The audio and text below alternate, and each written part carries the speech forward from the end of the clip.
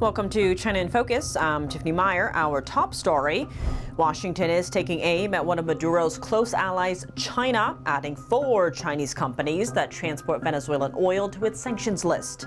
Meanwhile, Maduro says he's ready for serious talks with the U.S. Concerns are growing over Facebook, Instagram, WhatsApp user data ending up in Beijing. It comes after Meta recently announced it's buying Chinese-founded AI startup Manus. Casey Fleming joins us to break it down. China rolls out a new Latin America strategy, challenging U.S. power closer to home, and why Taiwan could be the real bargaining chip. Lockheed Martin has won a Pentagon contract worth over $300 million to arm Taiwan. The deal addresses the urgent operational needs of Taiwan's Air Force, coming just 2 days after China finished major military drills. And the U.S. Department of Agriculture is announcing the rate of financial aid per acre for farmers affected by the trade war. Those who qualify can expect payments by late February.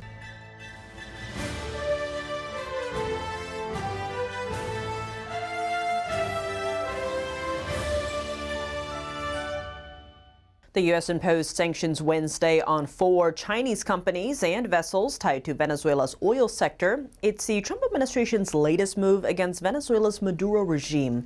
And this time, it also sends a rare but strong signal to the regime's close ally, Beijing. The U.S. Treasury announced the newly sanctioned firms on Wednesday. One of them is based in southern China's Zhejiang province, and the other 3 are based in Hong Kong. That's alongside 4 oil tankers with ties to those firms. U.S. officials say the global shadow fleet transporting Venezuelan oil has been serving as the regime's lifeline. Treasury Secretary Scott Bessent also said the U.S. will not allow the Maduro regime to profit from oil exports while it floods America with deadly drugs. Zooming in on China's role in Venezuela's oil industry, China's private crude refiners account for about 1/5 of the nation's refining capacity. About 95% of the Venezuelan regime's revenue comes from oil, and China is its biggest buyer, despite U.S. sanctions. Just 1 day after the U.S. announced the sanctions, Maduro said his regime is willing to hold serious talks with Washington. That could include allowing U.S. investment in Venezuela's oil sector and cooperating with the U.S. on combating drug trafficking. The comments published on New Year's Day come as the U.S. ramps up military and economic pressure on the regime, accusing it of fueling the drug crisis in the U.S.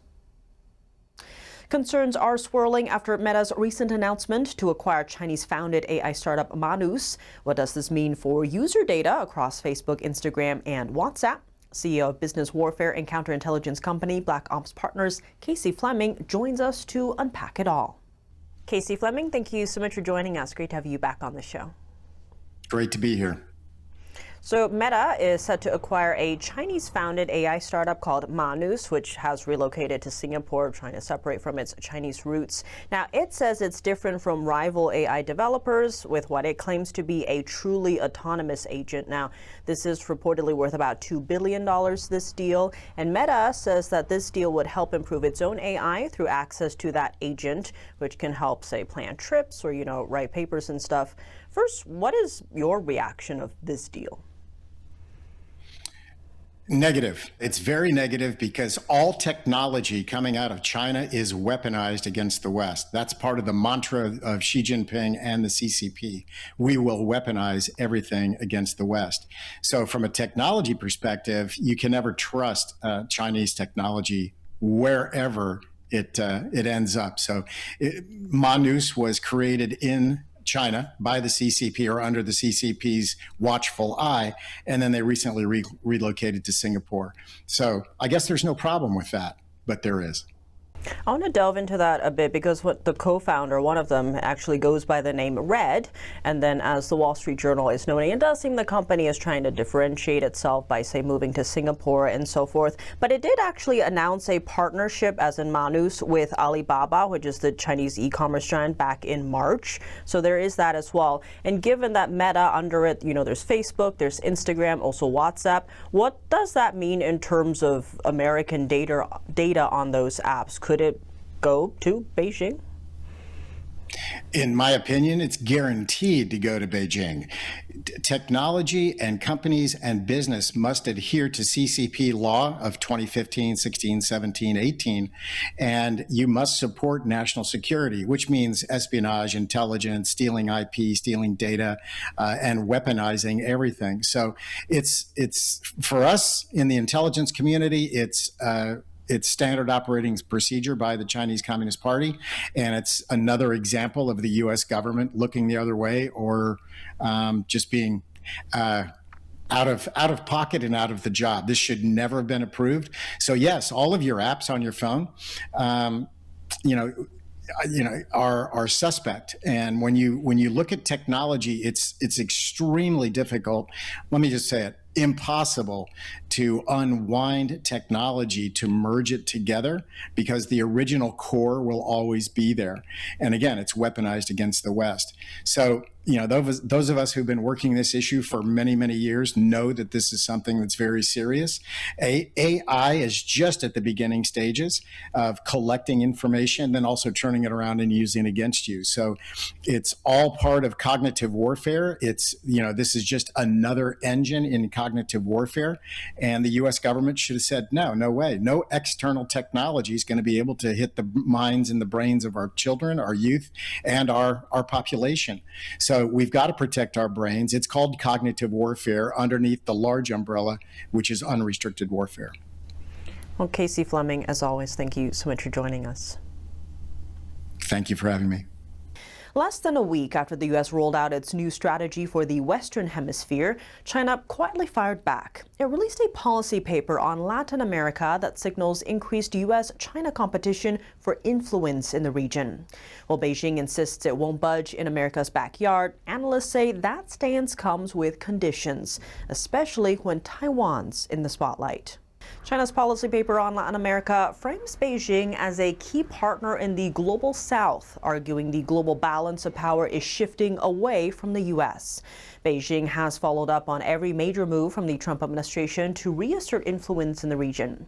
24 Latin America and Caribbean countries are counted as part of China's Belt and Road Initiative. On top of that, it has overtaken the U.S. as the top trading partner for several regional economies. Beijing has condemned U.S. military pressure there, even as Chinese state media aired a simulated military war game showing Chinese forces operating near Cuba and Mexico. U.S. officials worry Chinese-backed ports could double as strategic military hubs in the future, including potential footholds in the Caribbean. At the same time, Beijing's top priority is clear: isolate Taiwan from countries that recognize its independence. 7 Latin American countries still recognize the island, and China is offering incentives to countries willing to step away. While the Trump administration strategy doesn't name China, its warnings about debt traps, espionage, and foreign influence makes clear who Washington sees as the threat. The Pentagon giving Lockheed Martin an over $300 million contract on Wednesday to sell military equipment to Taiwan. The DoD says the contract is meant to meet the urgent operational needs of Taiwan's Air Force. It comes days after China staged a major military drill surrounding Taiwan. The State Department also called on the Chinese regime to stop its military pressure on Taiwan Thursday. During the drill, Beijing fired missiles and sent a large number of warplanes and naval vessels near the island. Taiwan has pledged to strengthen its defenses and protect its sovereignty in the face of growing pressure from China. President Lai Ching-te called for unity at home following recent Chinese military drills around the island. Help is on the way for American farmers. The Department of Agriculture has announced the next phase of its Farmer Bridge Assistance Program. The program will consist of $11 billion in one-time payments, and $1 billion will go towards specialty crops and sugar. Here are the details. President Trump unveiled the aid package in early December. Agriculture Secretary Brooke Rollins says qualifying farmers should expect to see aid payments by the end of February. Farmers were hit by months of strain from the fallout of the U.S.-China trade war, with Beijing earlier in the year ceasing buying American soybeans in favor of crops from South America and other markets. By November, Trump said China had agreed to increase its volume of American soybean imports weeks after his administration negotiated a 3-year deal with Beijing. China will impose an additional 55% tariff on beef imports that exceed quota limits from major suppliers. That includes the United States, Brazil, and Australia. China's Commerce Ministry says the move is aimed at protecting its domestic cattle industry. The total beef import quota for 2026 will be 2.7 million tons, slightly below China's record imports in 2024. The measures will take effect January 1st and will remain in place for 3 years, with quotas rising annually. Moving on to some tech news, the U.S. has granted an annual license allowing Taiwanese semiconductor giant TSMC to import U.S. chipmaking equipment to its plant in China. TSMC says the approval will ensure uninterrupted factory operations and product deliveries. South Korea's Samsung Electronics and SK Hynix have also received similar licenses. The companies previously relied on exemptions from U.S. export controls aimed at limiting China's access to advanced technology. Those exemptions expired at the end of December, requiring new licenses for 2026. Coming up, another international market is closing its doors to Chinese suppliers. Mexico's sweeping tariffs on Asian products took effect on New Year's Day, hitting China the hardest. We look at why it matters to the U.S. market. A campaign group is reviewing whether to reform or replace the World Health Organization. It comes as the U.S. exits the W.H.O. in 3 weeks, citing concerns over funding and influence from the Chinese regime. More on that after the break here on China in Focus. Welcome back to China in Focus. I'm Tiffany Meyer. Mexico's sweeping tariff hikes on Asian imports have gone effective on Thursday, with Chinese products affected the most. Thousands of goods, including cars, clothing, and home appliances, will face steep tariffs this year, many reaching 35%. This comes as the U.S. is expected to renegotiate trade pacts with Mexico and Canada. The Trump administration has warned both countries not to transship cheap Chinese goods into the U.S. market. These tariffs aren't targeting China alone. All Asian countries without a free trade agreement with Mexico are affected, including India, South Korea, and others. Beijing launched protests, hinting at an ongoing probe against the country and potential consequences.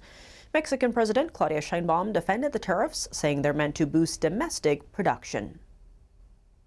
A campaign group is seeking to either reform or replace the World Health Organization, a project aligned with the goals of the Trump administration. The U.S. is pulling out of the WHO in 3 weeks, citing concerns over funding and CCP influence. Washington also wants a new organization to better fill the global health role. NTD's international correspondent Malcolm Hudson brings us more. The United States is due to withdraw from the World Health Organization on January 22nd. Citing numerous issues the Trump administration says the WHO has failed to correct. Campaign Group Action on World Health is reviewing the WHO with the end goal to either reform or replace it.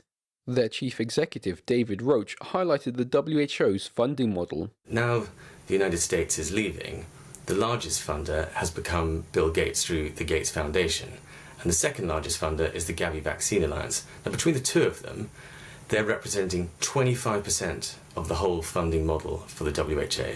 The WHO has become increasingly reliant on, quote, specified voluntary contributions from the private sector, governments, and public-private alliances.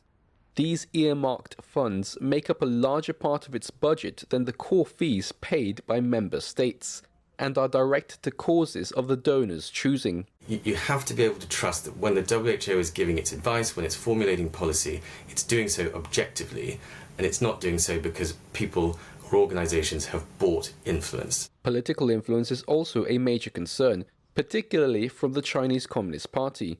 A December 2024 report by the House Oversight Select Subcommittee on the Coronavirus Pandemic described the WHO's response to the pandemic as an abject failure, saying it yielded to pressure from the CCP and placed China's political interests ahead of the WHO's international duties.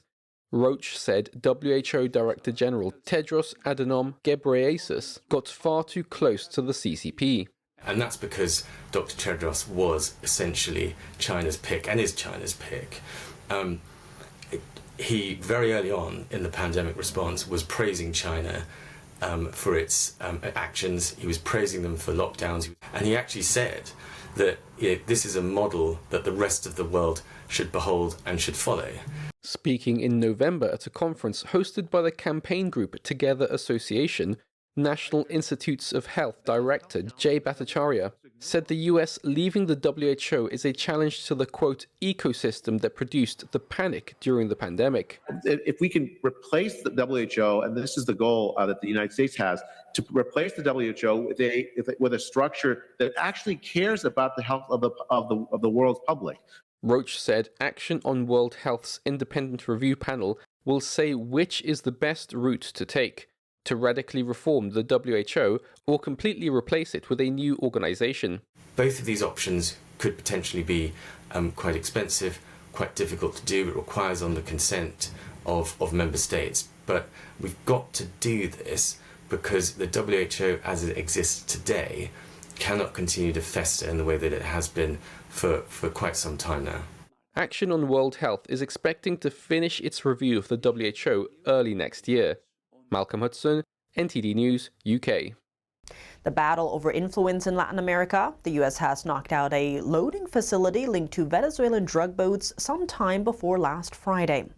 What does the move mean for power competition in an area that's America's backyard? And how did Venezuela become the linchpin for Beijing to expand its influence in Latin America? NTD's Don Ma spoke to Joshua Phillip, senior investigative reporter for the Epoch Times and host of Crossroads, for insight. The U.S. hit an area in Venezuela where boats are loaded with drugs. And this marks the first known instance that the U.S. military has struck Venezuelan land. Can I ask you, is the Trump administration escalating its counter-narcotics operation? Yeah, the Trump administration absolutely is escalating these counter-narcotics operations, which, again, it's designating them as anti-terrorist operations.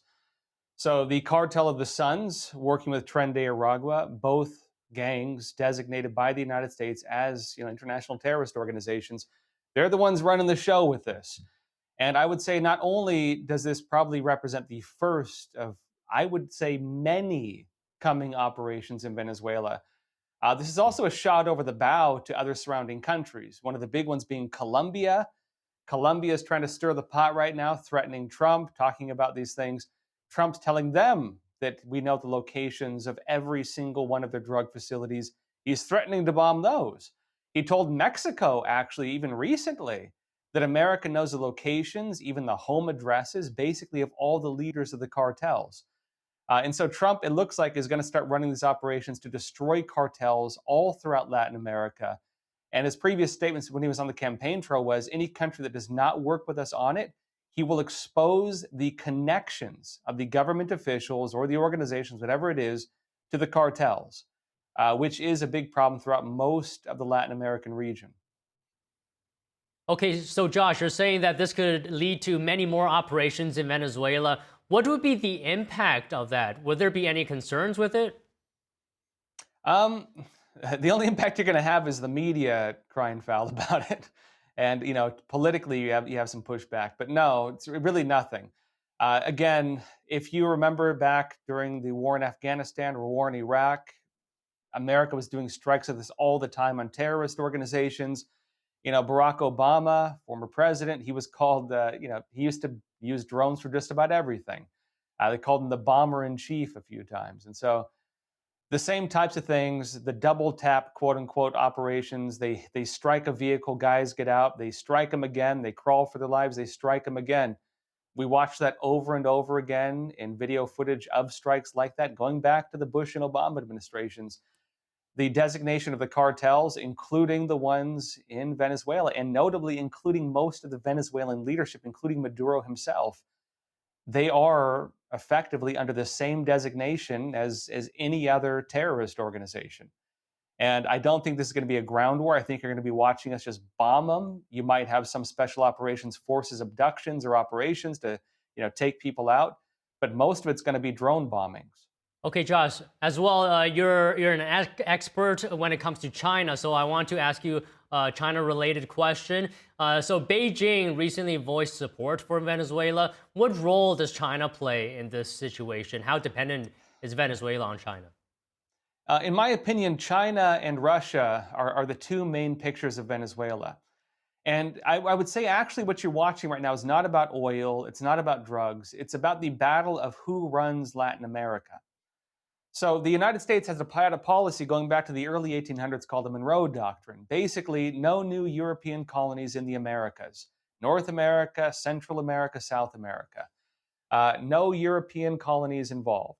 That went into the Cold War. That was the basis of the Cuban Missile Crisis. That was the basis of us trying to keep the Russians out of Latin America. Hugo Chavez was the main one who changed that, working together with Fidel Castro. Hugo Chavez, the former leader of Venezuela, who handpicked Maduro as his successor, created various organizations throughout Latin America which pushed out the United States.